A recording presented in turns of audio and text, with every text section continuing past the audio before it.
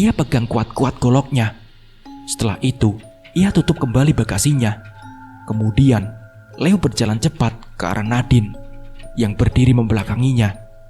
Melihat adanya kesempatan, tanpa ragu, Leo langsung menikam Nadine dari belakang, tepat mengenai bahu kanannya.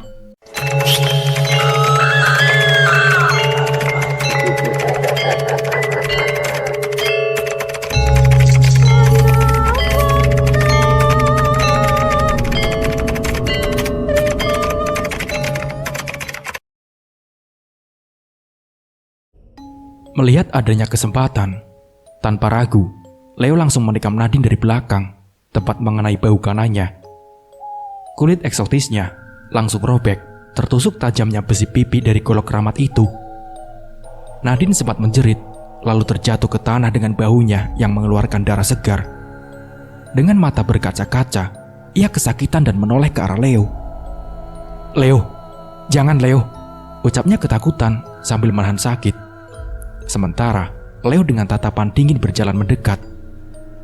Diri laki-laki itu seakan dirasuki oleh iblis. Golok yang semula bersih mengkilap, kini berubah menjadi merah penuh darah. Sementara darah segar terus keluar dari luka menganga di bahu Nadine. Mencium bau darah, sang iblis semakin haus. "Ayo, habisi dia Leo, habisi dia," kata iblis itu. "Leo, apa-apaan ini?" kata Nadine yang panik sekaligus takut. Ia menahan rasa sakit di bahunya sambil perlahan bergerak mundur, menghindari Leo yang sudah dirasuki oleh iblis.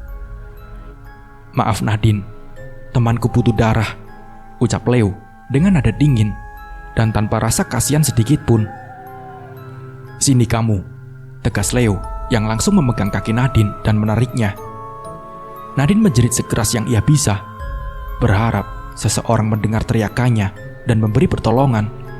Tapi di tengah semak belukar yang sepi itu, tidak ada siapapun selain mereka berdua. Buru-buru, Leo menutup mulut Nadine, sehingga suaranya tak lagi terdengar. Wanita malang itu berusaha lepas, memberontak dari laki-laki gila yang ingin membunuhnya. Nafasnya terengah-engah. Ia menangis dan membuat wajahnya basah oleh air mata. Badannya terus bergerak memaksa untuk lepas dari cengkeraman tangan kasar laki-laki itu. Tapi apa daya, tenaganya kalah kuat dibandingkan dengan Leo yang dibantu oleh iblis. Dan saat itu juga, Leo mengarahkan goloknya ke leher Nadine. Dan tanpa ampun, ia tancapkan ujung golok itu ke leher Nadine. Besi tajam itu menembus kulit lehernya yang indah, memutus tenggorokan yang menjadi jalur pernafasannya, juga memutus pembuluh darah yang mengarah ke otak. Sontak, darah segar muncrat ke segala arah, seperti pipa air yang bocor. Mata Nadine melotot kesakitan. Belum selesai, Leo terus memotong leher Nadine seperti sedang menyembelih seekor kambing. Darah segar dan kental terus keluar dari lehernya yang menganga. Terdengar suara nafas Nadine yang mirip suara orang mendengkur. Tapi wanita yang sudah lemas itu, lalu ia biarkan tergeletak di atas tanah yang dingin. Badan wanita malang itu mulai kejang-kejang. Sementara darah tak henti-hentinya keluar dan menggenangi tanah sekitar. Malam itu, Nadine pun menghembuskan nafas terakhirnya. Baju, celana, sampai wajah Leo telah merah terkena cipratan darah. Leo yang puas membunuh Nadine lalu tertawa sambil menangkap korbannya. "Bagaimana temanku? Apakah ini cukup?" ucap Leo kepada sesuatu yang ia sebut teman, yang tak lain adalah makhluk halus penunggu gua Stonggo yang sejak tadi terus membisik di telinganya, menyuruhnya membunuh. Setelah memastikan korbannya telah mati, Leo sudah mempersiapkan semuanya. Ia keluarkan sebuah sekop dari dalam bagasi. Di tengah malam yang sunyi senyap itu, ia menggali tanah di tengah ribunya semak-semak dan ilalang. Bau amis darah mulai tercium. Badan Leo kotor oleh darah dan keringat. Ia terus menggali dan menggali. Beberapa menit berlalu, usahanya berhasil. Sebuah lubang yang hanya sedalam 1 meter berhasil ia buat. Ia lempar sekopnya ke dalam bagasi, lalu ia berjalan ke arah mayat Nadine. Ia seret tubuh tak bernyawa itu ke lubang yang ia buat. Ia lempar begitu saja tubuh Nadine ke dalam lubang lalu tersenyum menatapnya. "Bagaimana? Malam yang indah kan?" tanya Leo sambil tertawa kecil seperti seorang psikopat. ia mulai menurunkan tanah yang ia gali tadi. Pelan-pelan, jasad Nadine terkubur oleh tanah dan tak terlihat lagi. Meskipun begitu, bekas darah masih tampak jelas di tanah bekas Nadine terkulai tadi. Tapi Leo tidak peduli. Setelah selesai mengubur Nadine dan menutupi bekas kuburannya dengan rumput, Leo buru-buru naik ke mobilnya untuk segera meninggalkan lokasi. Cahaya lampu mobilnya kembali menyala. Lalu, ia mulai berjalan mundur. Sesampainya di jalan, tanpa pikir panjang, Leo langsung menjalankan mobilnya kembali menuju arah pulang. Hatinya merasa lega setelah selesai memberi tumbal yang diinginkan oleh sang iblis. Hampir 1 jam perjalanan, akhirnya Leo sampai di rumahnya. Malam yang cukup melelahkan baginya. Ia masukkan mobilnya dan parkir rapi di garasi rumah. Dengan badan bau amis darah dan kotor tanah, ia berjalan masuk. Awalnya, ia ingin segera mandi dan membersihkan diri. Akan tetapi, ia merasakan ada sesuatu yang aneh di kamarnya. Karena itu, ia belok sebentar ke arah kamar. Tangannya membuka pintu dan melihat ke dalam. Betapa senangnya Leo dengan apa yang ada di kamarnya. Bertumpuk-tumpuk uang pecahan 100.000 tergeletak di atas kasurnya, lebih banyak dari hari-hari sebelumnya. Lalu, Leo tertawa singkat. Dirinya lalu berjalan mendekati uang-uang itu. Leo segera melompat dan mendaratkan tubuhnya di atas tumpukan uang. Seperti orang gila, tubuhnya menari-nari dan menggeliat di atas tumpukan uang. Lembar demi lembar uang ia lempar ke atas sambil berteriak-teriak. "Ini hidup. Hidup perlu uang. Berikan aku lebih banyak uang," ucap Leo. Sebuah suara tawa terdengar menggema di dalam kamar Leo. Alih-alih takut, Leo justru ikut tertawa bersama dengan suara tawa misterius itu. Leo memejamkan matanya. Ia membiarkan tubuhnya yang telah lelah itu terlelap dalam tumpukan uang yang harum memikat, yang wanginya lebih enak dari wangi parfum Perancis.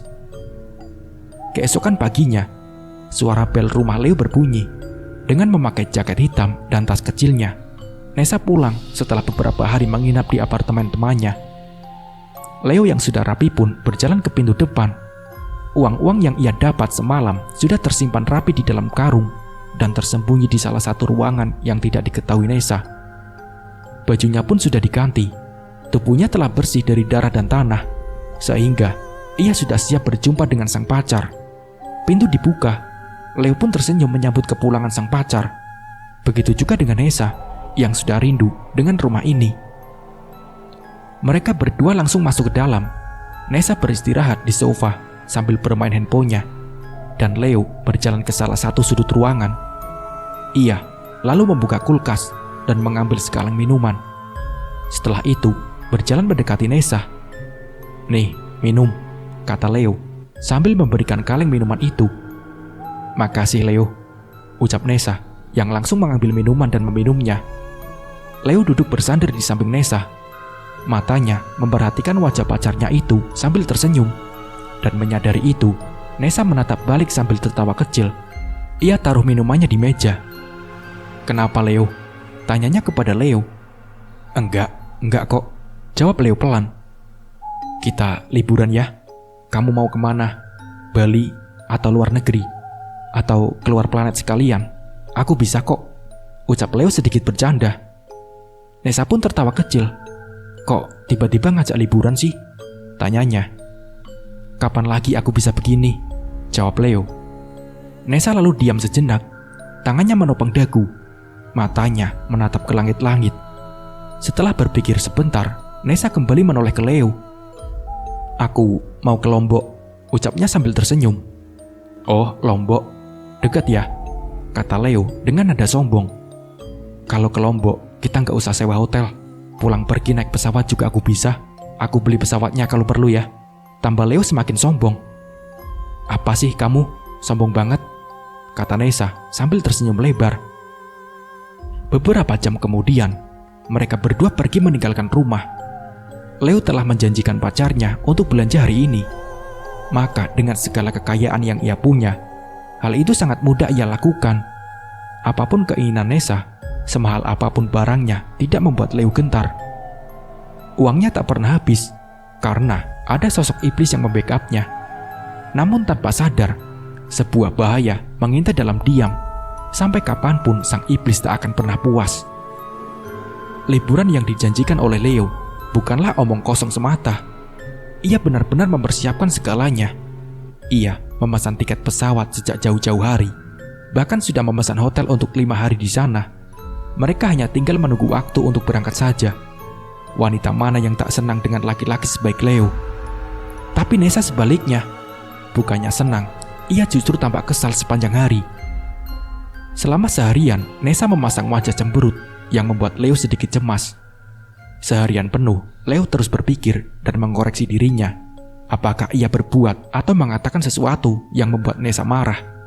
Tapi tidak ada sama sekali. Semuanya baik-baik saja. Tapi sikap Nessa tiba-tiba saja berubah. Sambil duduk menonton televisi, Leo masih tidak tenang dan terus memikirkan soal tingkah Nessa yang terasa janggal. Nessa, panggil Leo dari depan televisi. Ia yang tak tahan dengan sikap aneh pacarnya pun memutuskan untuk bertanya langsung ke Nessa. Di samping itu, Leo juga khawatir ada masalah yang disembunyikan Nessa darinya, sehingga membuatnya terbebani sendiri. Dan tak berselang lama, Nessa datang dengan wajah cemberutnya. Ia berdiri tak jauh dari Leo yang bersandar di sofa. Dengan setelah celana pendek dan kas berwarna kuning kusam, mata mereka saling bertatapan. Tapi tatapan Nessa sangat tak bersahabat. "Kenapa Nessa?" tanya Leo sambil membenarkan posisi duduknya. "Kamu aneh deh seharian ini," tambah Leo. "Aneh gimana sih?" tanya Nessa sambil membuang muka. "Sebentar lagi kita mau berangkat liburan loh. Kamu kenapa pasang muka cemberut gitu terus? Aku ada salah? Apa aku bikin kamu kesal? Atau bagaimana?" ucap Leo. Nessa menghela nafas. "Kamu masih gak sadar juga ya?" tanya Nessa. Leo pun menggeleng.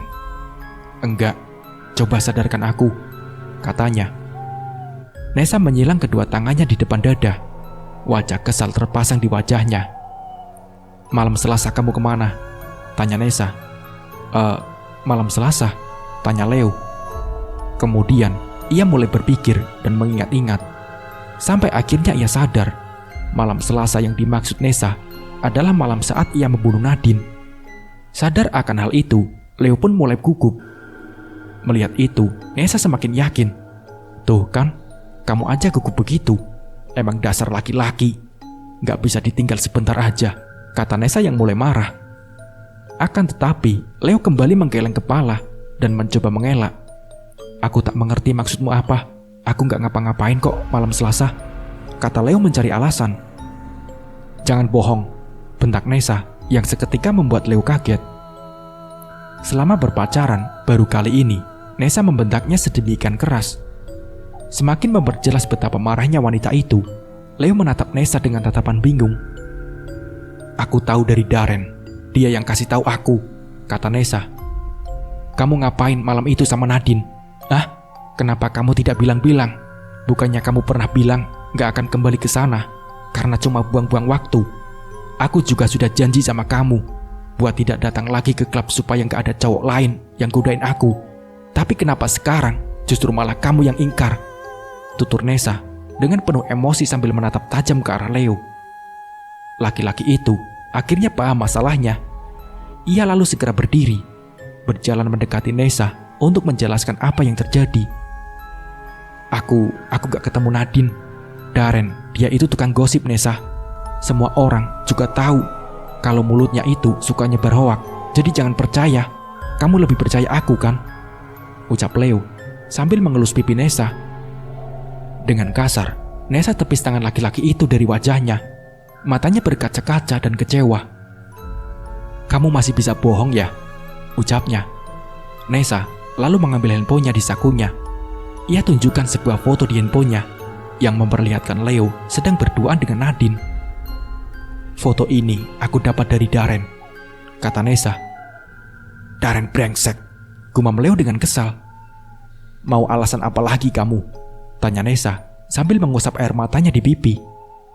Biarpun begitu, Leo bukanlah laki-laki yang senang mempermainkan wanita. Ia mendekati Nadine bukan karena ingin selingkuh, melainkan ada keperluan lain yang harus ia urus bersama wanita itu. Tapi jelas tidak mungkin kalau Leo menjelaskan pada Nessa bahwa ia hanya ingin membunuh Nadine malam itu. "Nessa, kamu salah paham. Aku tidak punya maksud apa-apa sama Nadine," kata Leo yang terus meyakinkan pacarnya. "Aku tidak percaya sama kamu.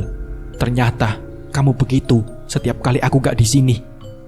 Nessa lalu duduk di sofa, meninggalkan Leo yang masih berdiri di sana. "Kamu memang punya segalanya. Uang, harta, semuanya. Bahkan, kamu bisa beli satu kota ini, Leo. Tapi bukan berarti kamu bisa permainkan perempuan," kata Nessa dengan tegas. Nessa, bukan begitu." Leo terus berusaha menjelaskan. "Wajar saja istrimu sebelumnya meninggalkan kamu. Bahkan anakmu saja sampai meninggal. Itu sudah cukup jadi gambaran betapa bobroknya dirimu, Leo," ucap Nessa. Mendengar itu, Leo langsung terdiam. Nessa mengingatkannya akan masa lalu yang menyakitkan. Kata-katanya begitu menusuk hingga Leo sakit hati. Tak disangka, sang pacar tega berkata sedemikian kejam, mengungkit masa lalu yang penuh luka. Dan di saat emosi Leo memuncak, sang iblis masuk memanfaatkan keadaan. "Kamu boleh marah, tapi kalau kamu ungkit masa lalu aku, itu udah keterlaluan, Nessa." Leo lalu berjalan ke kamar meninggalkan Nessa. Sedangkan Nessa yang kecewa meringkuk sendirian di atas sofa sambil terus menangis. Ia lalu mengambil bantal dan membenamkan wajahnya ke bantal, terus melanjutkan tangisannya. Sementara di kamar, Leo pun tak kalah sedihnya. Kata-kata Nessa begitu sensitif baginya, hingga ia merasa begitu rapuh mendengar ucapan sang pacar. Ia duduk di atas kasur sambil memegangi kepalanya. Ingatan menyakitkan itu kembali hadir di kepalanya. Tapi ia berusaha untuk tetap mengendalikan emosinya. Keterlaluan sekali dia, Leo. Wanita kurang ajar. Tiba-tiba terdengar suara bisikan di telinga Leo. Di saat-saat seperti ini, sang iblis datang memanfaatkan keadaan, menghasutnya dan memancing emosi Leo. "Bunuh saja dia, Leo. Tidak apa-apa." Terdengar bisikan lagi. Ucapannya sangat kejam. Dia layak mati." Sadar akan bisikan iblis, Leo lalu menunduk dan terus memegangi kepalanya. Ia menggelengkan kepalanya dengan keras, menolak setiap suara yang masuk ke telinganya. Tidak, diam," kata Leo yang mulai gila. Bunuh dia, Leo. Persembahkan darahnya untukku. Maka aku akan memberimu lebih banyak lagi." Terdengar bisikan itu lagi. "Tidak," ucap Leo yang mulai kehilangan kendali. Ia lalu berdiri dan meraih tasnya yang ada di samping lemari. Tangannya masuk ke dalam tas dan mengambil golok keramat miliknya. Matanya kembali menatap golok itu. Nafasnya mulai tak karuan dan jantungnya berdebar-debar. Seakan ada sebuah dorongan misterius dalam dirinya. Ia genggam golok itu dengan kuat. Wajahnya perlahan berubah marah, bak seekor banteng yang siap menyeruduk.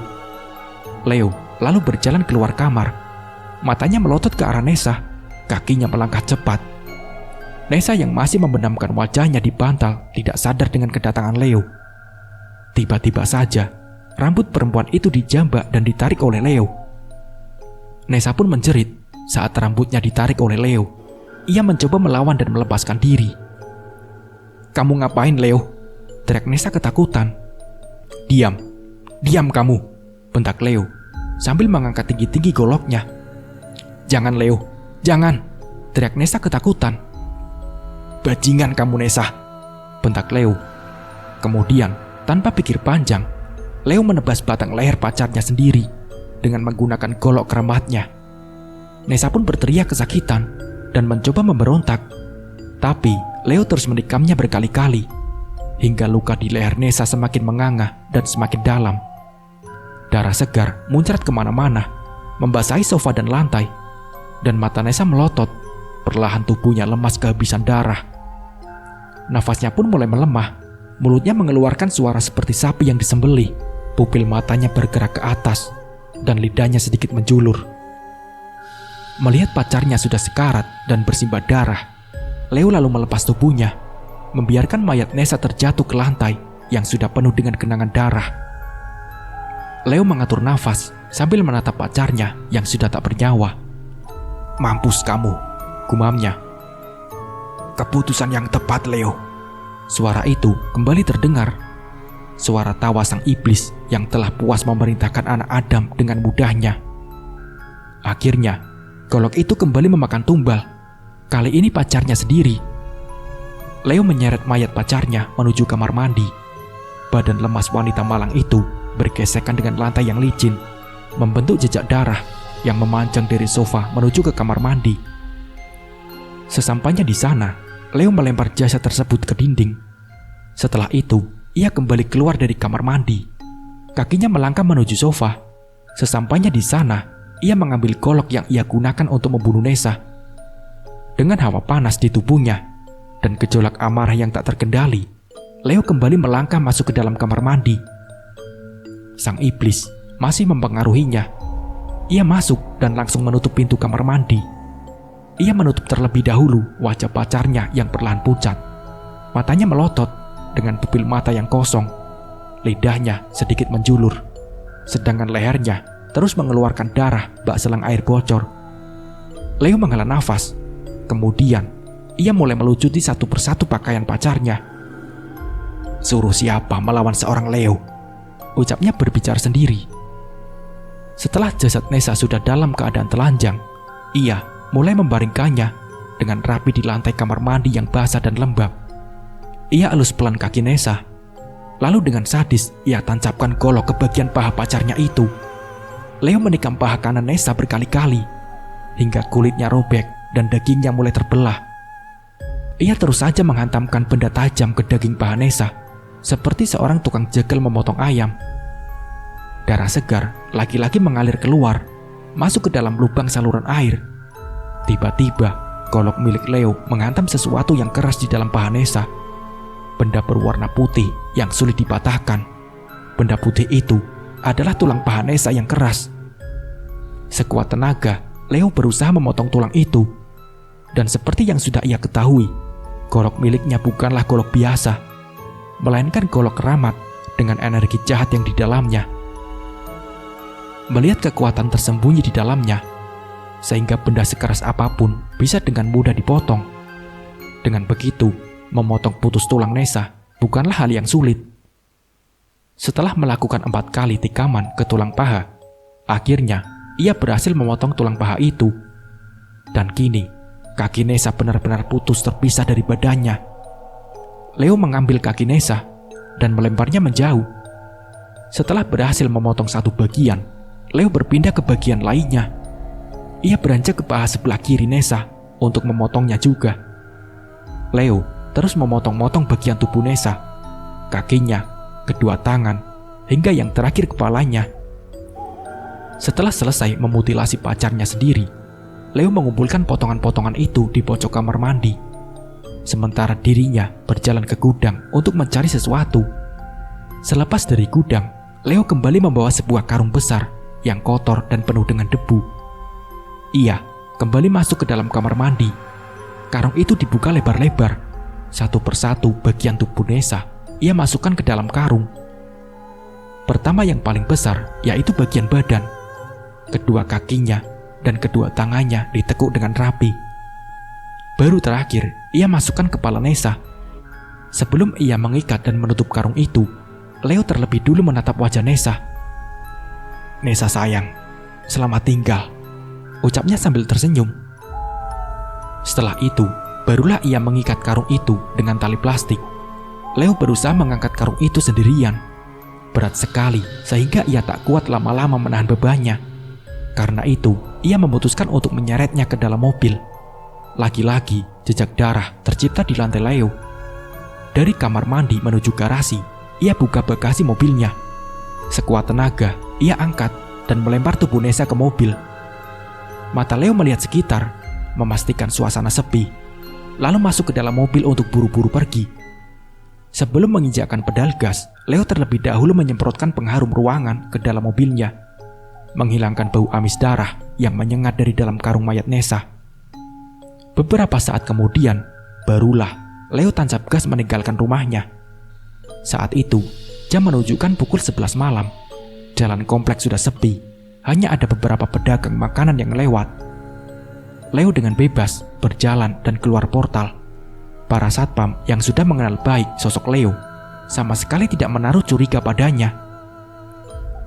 Leo bisa pergi dengan bebas memasuki jalan raya. Ia sudah hafal jalan-jalan kota yang semrawut ini, sehingga ia pun sudah tahu kemana sebaiknya ia pergi. Leo berbelok arah ke kiri, menuju ke pinggir kota yang sepi. Leo melaju cepat, menyalip tiap-tiap kendaraan yang ada di depannya. Berkali-kali ia membunyikan klakson agar kendaraan lain memberikannya jalan.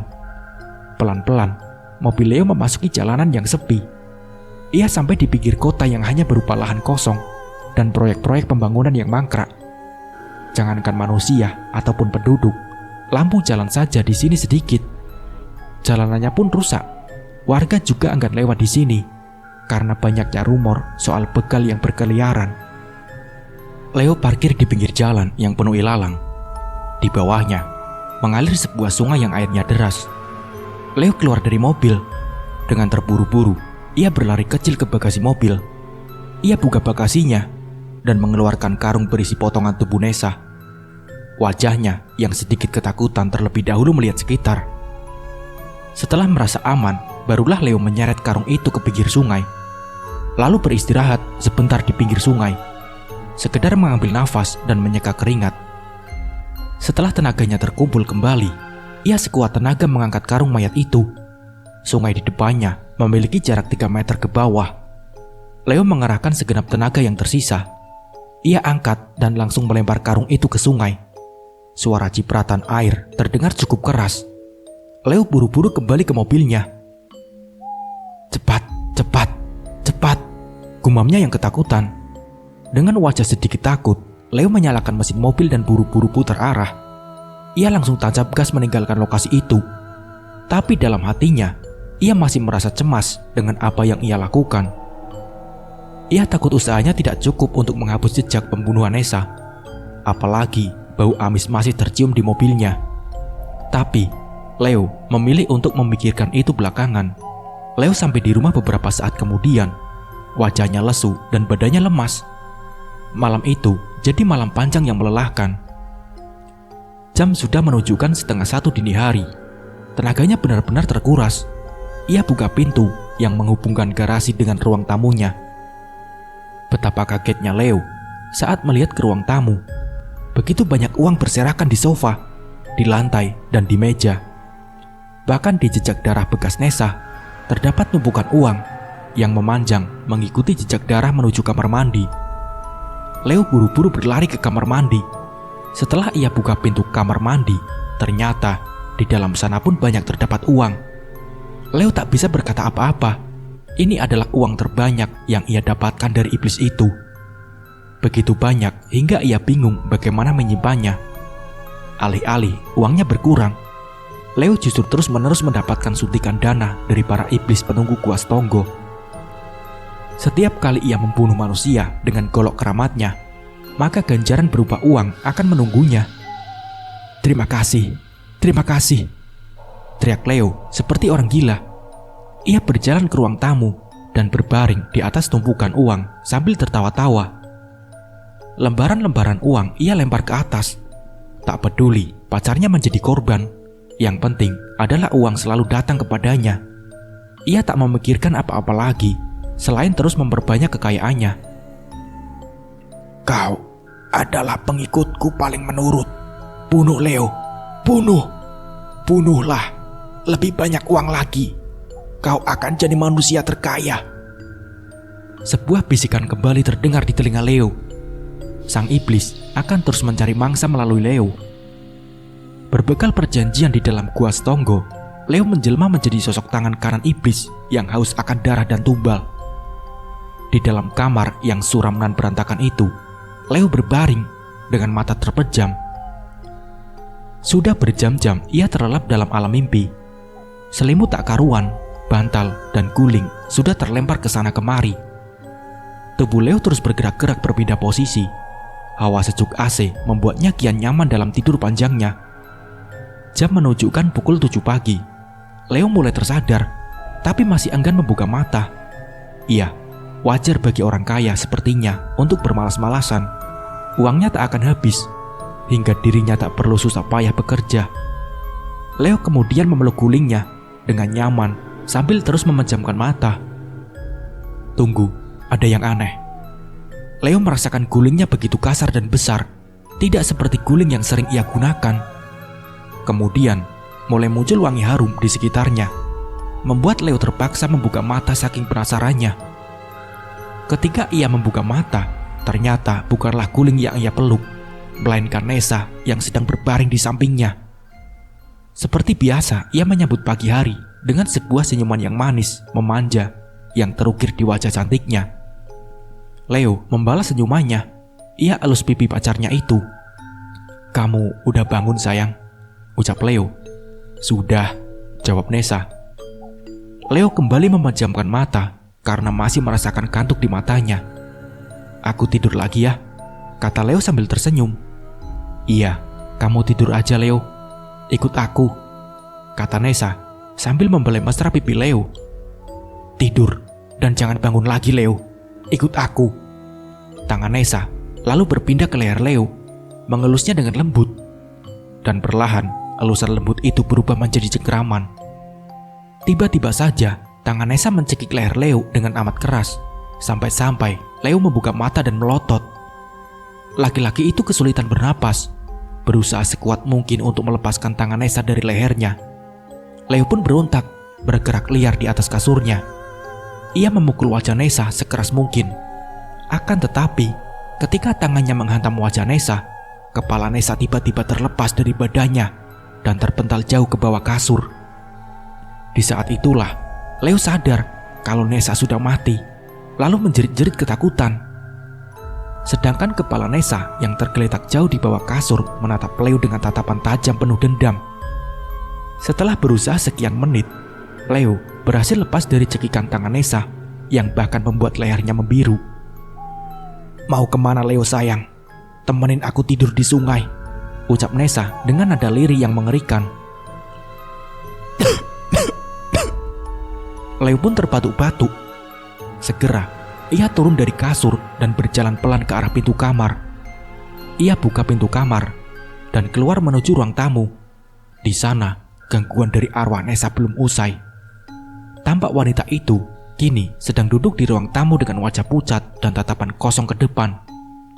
"Leo, ayo kita liburan Leo. Kita liburan ke neraka." Suara tawa Nessa begitu nyaring memegik telinga. Di tengah wajahnya yang datar dan pucat, mulutnya tersenyum menyeringai dengan dingin. Pupil matanya yang kecil lalu bergerak melirik ke arah Leo yang hendak kabur. Melihat itu, Leo langsung kabur menuju keluar rumah.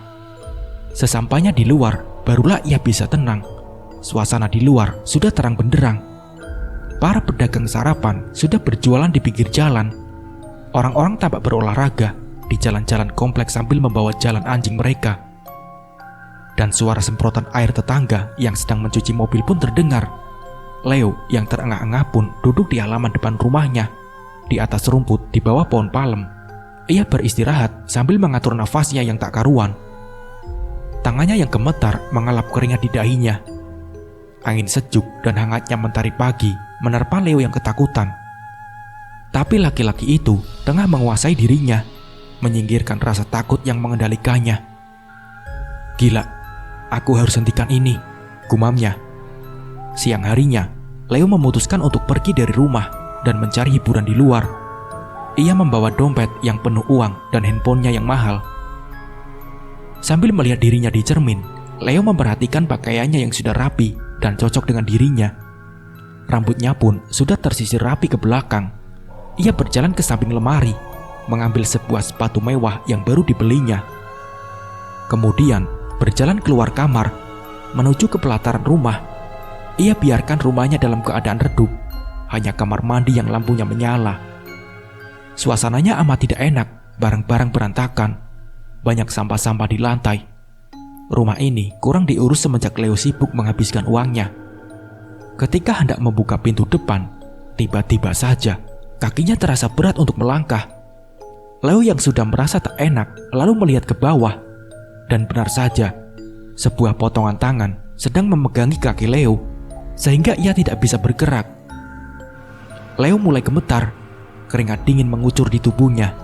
Ia menelan ludah dan mengatur nafasnya. Ia mengumpulkan keberaniannya saat itu. "Jangan ganggu aku," bentak Leo.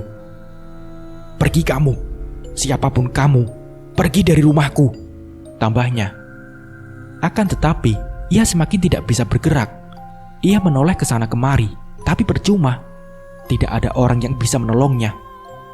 Meskipun ia berteriak, jarak antara rumah agak berjauhan. "Leo, mana tumbalnya?" Sebuah suara tiba-tiba terdengar menggema di seisi rumahnya. Leo mulai bergidik ngeri. Ia kenal betul suara siapa itu. Ingin rasanya ia buru-buru pergi. Sekuat tenaga, ia tarik kakinya supaya bisa lepas dari potongan tangan itu. Wajahnya mulai berkeringat. Dengan sikap yang ngotot, ia terus saja menarik kakinya. Sampai akhirnya, segala usaha itu membuahkan hasil. Kakinya terlepas, dan ia buru-buru berjalan keluar rumah. "Leo! Leo!" Sebuah teriakan terdengar sebelum laki-laki itu menutup pintu rumah. Tampak sebuah bekas berwarna biru di kaki Leo. Ia buru-buru membuka garasi. Tampak di dalamnya 2 buah mobil terparkir. Ia masuk ke dalam mobil sport yang mahal yang barunya dibeli. Ketika dinyalakan, mesin mobil itu mengeluarkan suara yang begitu halus dan memikat. Perlahan Leo memundurkan mobilnya. Tiba-tiba, ketika sedang mundur keluar dari garasi, mobil Leo menabrak sesuatu sehingga menghalangi jalan Leo. Ia sendiri tidak bisa melihat benda apa yang mengganjal di belakang dan membuat mobilnya tidak bisa mundur. "Anjing, apalagi ini?" bentak Leo yang kesal. Ia membuka kembali pintu mobil dan berjalan keluar.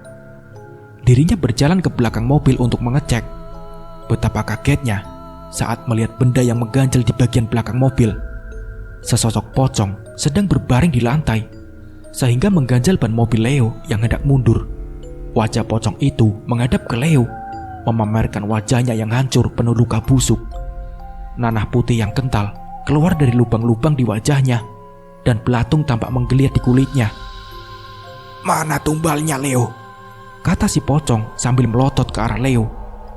Laki-laki itu panik dan buru-buru naik kembali ke mobil. Ia tak peduli pocong atau apapun itu. Ia memajukan mobilnya beberapa meter ke depan. Kemudian, ia memundurkan mobilnya dan langsung melindas sosok pocong itu, membuat mobilnya terguncang beberapa kali. Setelah itu, barulah ia berjalan keluar area rumah dan mulai mengemudi di jalan komplek. Leo yang mulai stres dengan gangguan-gangguan makhluk halus pun memacu kendaraannya di jalan besar. Mobil dengan kapasitas mesin yang besar itu melaju dengan sangat cepat. Perlahan, gangguan demi gangguan membuat Leo gila. Sang iblis akan terus memperbudaknya agar ia terus membunuh dan membunuh, menyetorkan darah kepadanya. Dalam kendali iblis, Leo perlahan jatuh ke dalam lembah hitam yang perjanjiannya dengan setan. Akankah Leo bertahan di situasi ini? Tak terasa, waktu berlangsung begitu cepat. Leo menghabiskan sepanjang harinya bersama beberapa teman. Teman-teman Leo sendiri ada yang membuka kafe dan bar di beberapa wilayah kota. Beda dengannya yang tidak punya pekerjaan. Teman-teman Leo sibuk dengan pekerjaannya masing-masing. Sehingga selama 1 hari itu, dirinya berpindah-pindah ke satu tempat ke tempat lain. Ke satu teman ke teman lain, kemanapun itu, asal tidak kembali ke rumahnya. Hingga malam pun tiba, ia masih enggan untuk pulang ke rumah. Dan akhirnya, ia memutuskan untuk menginap di hotel malam itu.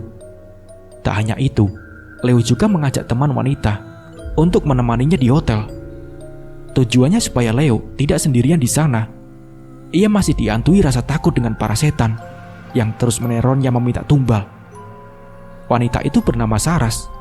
Dengan jaket jin dan celana pendek ketat, ia duduk di samping Leo yang tengah mengemudi. Jendela mobil ia buka sedikit, membuat udara malam yang dingin masuk ke mobil. Saras melihat keluar jendela sambil menghisap sebatang rokok di tangannya. "Jadi, gimana kerjaan kamu, Leo? Kayaknya kamu makin kaya aja ya?" kata Saras sambil terus melihat keluar jendela. "Iya tentu, Bisnisku kan banyak di mana-mana. Udah banyak yang berjalan selama ini. Jadi kadang aku cukup untuk duduk di rumah dan menunggu kabar. Mungkin kalau ada perlu aja aku datang ke kantor, jawab Leo sambil menyetir. Bohong. Tiba-tiba suara bisikan itu terdengar di antara mereka berdua.